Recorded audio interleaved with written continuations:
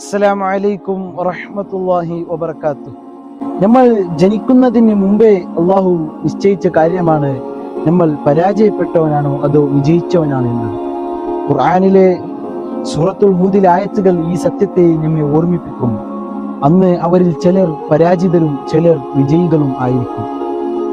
ഹദീസിലൂടെ കാണാം അലൈഹി വസല്ലം യഅമലു ഫകുല്ലു മുയസ്സറു ലിമാ ഖുലിഖ ലഹു അമ്മാ മൻ കാന മിൻ അഹ്ലി സഅദതി ഫയസ്സറു ലിഅമലി അഹ്ലി സഅദ. സല്ലല്ലാഹു അലൈഹി വസല്ലം തങ്ങൾ പറഞ്ഞു, നിങ്ങൾ പ്രവർത്തിക്കുക, നിങ്ങൾ ഓരോരുത്തർക്കും എന്തിനാണോ അള്ളാഹു സൃഷ്ടിച്ചത് അത് അള്ളാഹു നിങ്ങൾക്ക് എളുപ്പമാക്കി തരും. ഒരാൾ വിജയികളുടെ കൂട്ടത്തിൽ ഉള്ളവനാണെങ്കിൽ അയാൾക്ക് അള്ളാഹു അതിലേക്കുള്ള അമൽ ചെയ്യാൻ തൗഫീഖ് നൽകും.